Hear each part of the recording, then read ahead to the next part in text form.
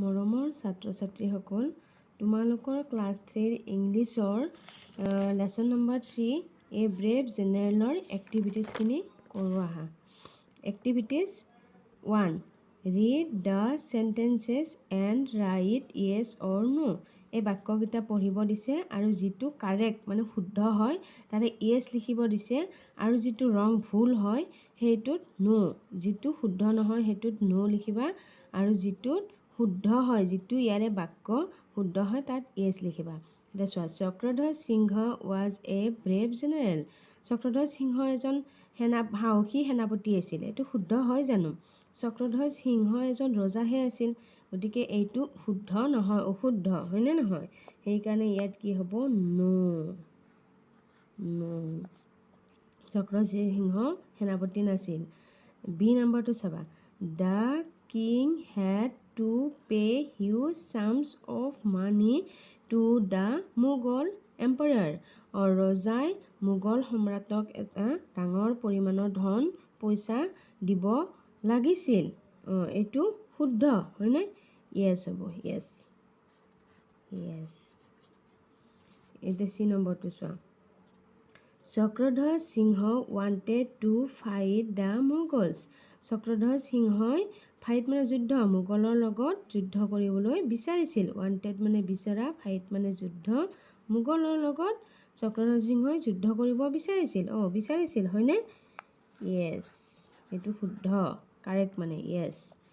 Chakradhwaj Singha appointed Lachit as the Borphukan. Chakradhwaj সিংহই appointed মানে নিযুক্তি দিছিল, লাচিতক নিযুক্তি দিছিল বৰফুকন হিচাপে।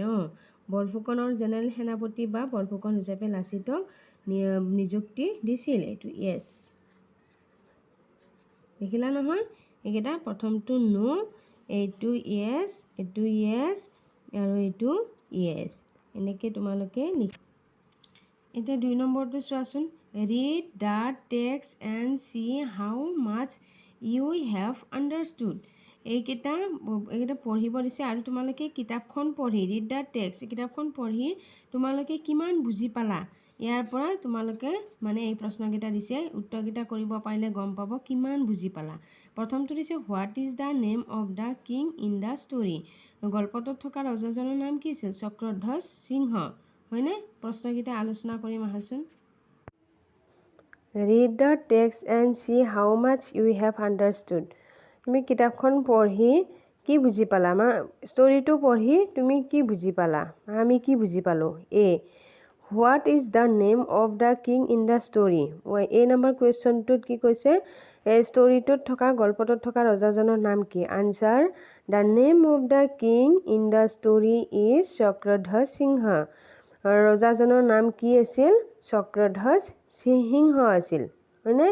এই নম্বৰ কুৱেশ্যনটোত সুধিছিলে ৰজাজনৰ what is the name of the king in the story. Answer হৈছে the name of the king in the story is Chakradhwaj Singha. CHAKRADHWAJSINGHA Singha. তাৰপিছত তোমালোকে 2ৰ বি নম্বৰ প্ৰশ্নটো চাবাচোন। বি নম্বৰ প্ৰশ্নটোত আছে, what did Chakradhwaj Singha decided to do. B, what did Chakradhwaj Singha decided to do. Chakradhwaj সিংহই কি সিদ্ধান্ত লৈছিল? Answer, Chakradhwaj Singha decided to fight FIGHT fight the Moguls MOGULS Moguls and recover RECOVER recover the lost part of his kingdom. Chakradhwaj সিংহই সিদ্ধান্ত লৈছিল যে তেওঁ মোগলৰ লগত যুদ্ধ কৰিব আৰু যুদ্ধ কৰি তেওঁ যি অংশ হেৰাইছিল, লষ্ট অফ পাৰ্ট, যিটো অংশ হেৰাইছিল, অফ হিজ ৰাজ্যৰ যিটো অংশ হেৰাইছিল সেইটো তেওঁ কি কৰি আনিব? ঘূৰাই আনিব হয়নে? সেইটোৱে কৈছিলে দিছে, সেইটোৱে সিদ্ধান্ত লৈছিল, যুদ্ধ কৰাৰ সিদ্ধান্ত লৈছিল। তাৰপিছত চি নম্বৰ কুৱেশ্যনটো চাবা, give the name of the person who was selected two become the general. Give the name of the person who was selected two become the general. ব্যক্তিজনৰ নাম কোৱা যাক মানে সেনাপতি হিচাপে নিযুক্তি দিব। সেইজনৰ নাম সুধিছে answer the name of the selected to become the general was Lachit যিজনক সেনাপতি হিচাপে নিযুক্তি দিছিল তেখেতৰ নাম কি আছিল লাচিত আছিল হয়নে লাচিতক LACHIT লাচিতক কি হিচাপে নিযুক্তি দিছিল জেনেৰেল মানে সেনাপতি হয়নে জেনেৰেল বা বৰফুকন হিচাপে দিছিলে নিযুক্তি সেইটোৱে দিছিল the name of the selected to become BECOME become the general was Lasit LACHIT Lasit D number question to saba what did the attendant do that made Lasit so angry he attendant অনুচৰজনে কি কৰিছিল লাচিতৰ খং উঠিছিল যে তাৰে থকা অনুচৰ ভিত্ৰজনে কি কৰিছিল লাচিতৰ যে খং উঠিছিল the attendant took off Lasit's turban The attendant took off Lasit's turban. এই অনুচৰজনে কি কৰিছিলে লাচিতৰ মূৰৰ পৰা পাগুৰিটো লৈ গৈছিল টাৰ্বান মানে পাগুৰি TURBAN টাৰ্বান মানে পাগুৰি The attendant AGGENDANT attendant took took OFF of Lasit LACHITS Lasit's turban TURBAN turban মানে মূৰত পাগুৰি হেনে পাগুৰি মাৰি আছিলে সেই এটেণ্ডেণ্টজনে লাচিতৰ মূৰৰ পৰা পাগুৰিটো লৈ গৈছিল সেইকাৰণে লাচিতৰ খং উঠিছিল হয়নে সেইটোৱে 2 নম্বৰ কুৱেশ্যনটো আনসাৰ তোমালোকে এইবিলাক লিখিবা দেই ধুনীয়াকৈ লিখি পেলাই ৰিডিং কৰি দিবা তাৰপিছত ই নম্বৰটো চোৱা What did the king want to test in Lasit What did the king want to test in Lasit? লাচিতে মানে ৰজাই লাচিতৰ কি পৰীক্ষা লৈছিল answer The king wanted to test if Lasit was brave and had self-respect ৰজাই কি বিচাৰিছিল লাচিতৰ সাহস brave brave মানে সাহস আৰু and had self-respect self RESPECT respect মানে লাচিতৰ সাহস আৰু আত্মসন্মানৰ পৰীক্ষা লৈছিলে ৰজাই কি পৰীক্ষা লৈছিলে লাচিতৰ সাহস আৰু আত্মসন্মানৰ পৰীক্ষা লৈছিলে এতিয়া চোৱাচোন 3 নম্বৰটো pick out words from the box and fill in the blanks to complete the sentence given below এটা সেউজীয়া কালাৰ এটা ঘূৰণীয়াকৈ দিছে এইটো বক্সত 5টা শব্দ দিছে এটা প্ৰথমটো হৈছে ফাইট FIGHT ফাইট পিছৰটো হৈছে BRAVE ব্ৰেভ তাৰ পিছৰটো হৈছে sword SWORD